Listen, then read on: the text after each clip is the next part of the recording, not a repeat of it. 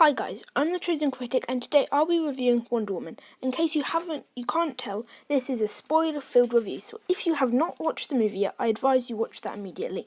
I watched Wonder Woman last night and now I've had time to digest it, and now I bring you my review. I put a lot of time and effort into this review, so please can you give it a thumbs up, share, and subscribe to The Chosen Critic. I know this isn't the best video, but I hope to improve, so if you have any ways that I could improve, please comment them down below, and I will take them into consideration. My next review should be Spider-Man, and it should be out tomorrow. Anyway, this movie features Wonder Woman and is her origin story. It's very reminiscent of Thor and Captain America: The First Avenger. I'll explain in more detail further on in the review. So anyway, and they go on a huge quest to stop the poison from the Germans winning the First World War. Anyway, so Gal Gadot was one of the highlights of this movie. She played a very convincing Wonder Woman, and as a character, Wonder Woman was a very funny and light-witted character at the start, but she had deep morals and connections, and she definitely was devoted to doing this cause. She wasn't all, I don't know, I guess I might go, she was so determined to go and save these people, and you could tell the tension between her and Steve Trevor as their views clashed on what to do. And she wanted to help everyone in the war, whereas he was looking at the big picture. As a character in this movie, I was surprised Wonder Woman didn't have her full power set, and it was shown that she was not overpowered and could be harmed at any moment. She also, as she couldn't even fly in this movie, but just jump very far. It's a really interesting character, and I hope to see more of her in the Justice League movie. Can't wait. In my opinion, the best character and the best acting was Chris Pine's character, Steve Trevor. It was an amazing casting choice, and I think it was an amazing actor. He was really funny, and I feel that he brought a whole new light to this movie. And when they were in the trenches, he was the one who was pulling Wonder Woman aside and saying, "No, we can't save everyone. We just have to stop the war and end it now before it gets worse."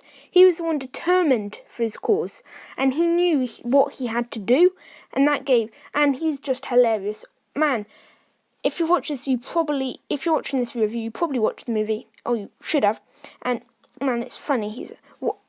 Yeah, you know the penis bit. And then she's actually talking about a watch. It's great. I like how he has to try and explain to Wonder Woman the ways of humans. It's amazing, and it really some good humor and some good character moments for Chris Pine's character. And I just think Chris Pine's an amazing actor, and I can't believe he's in it. And I'm so sad that he died, because I thought he'd be a really, really good character to keep on in this time period, so they wouldn't have even kept Chris Pine anyway, so not much of a loss. Anyway, let's move on. One of the great aspects of this, another great aspect, was the action. It was plentiful, colourful, and enjoyable, especially the beach scene and the end. And it showed that Wonder Woman and these Amazonians weren't these immortal gods who couldn't even be harmed. On the beach battle, a lot of them died, which gave it that realistic vibe.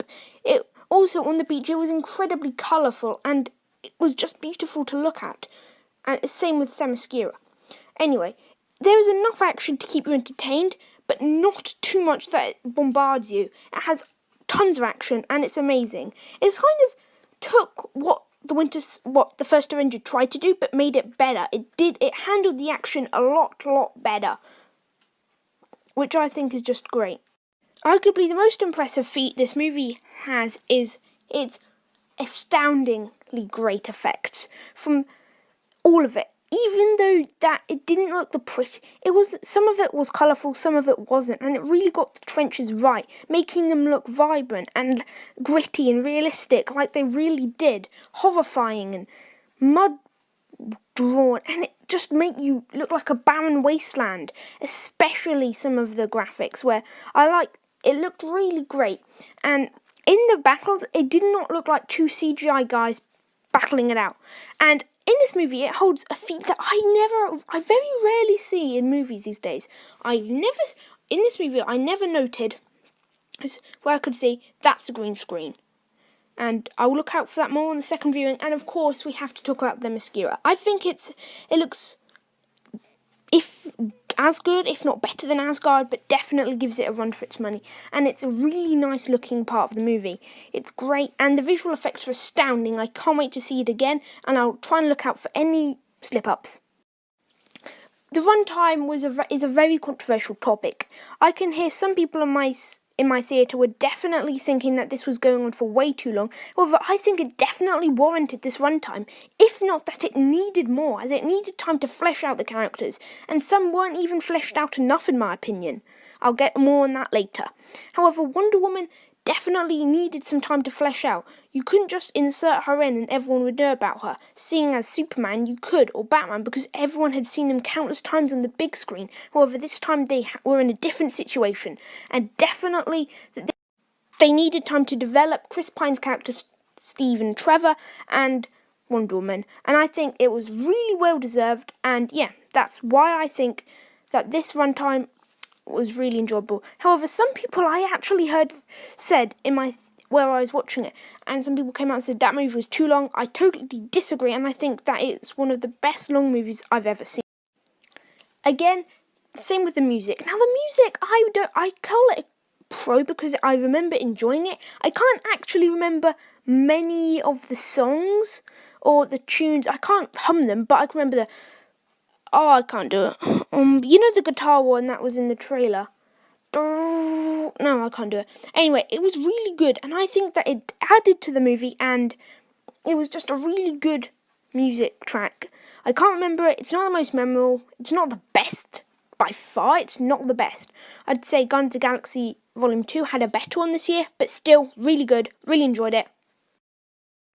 And then we've got the humour. Now, it wasn't some humour that made the audience erupt into raucous laughter, but it definitely was funny. I think most of the humour actually came from Wonder Woman and Steve Trevor just arguing, and it was really funny when he tried to mentor her in the ways of us, of humans, as she really didn't seem to get it. There was some moments that were quite funny, like when Wonder Woman tried to go through those spinny things, when, I don't know what they're called, I can't remember, but when she was going through in this just normal attire with a sword and a shield. That was just funny.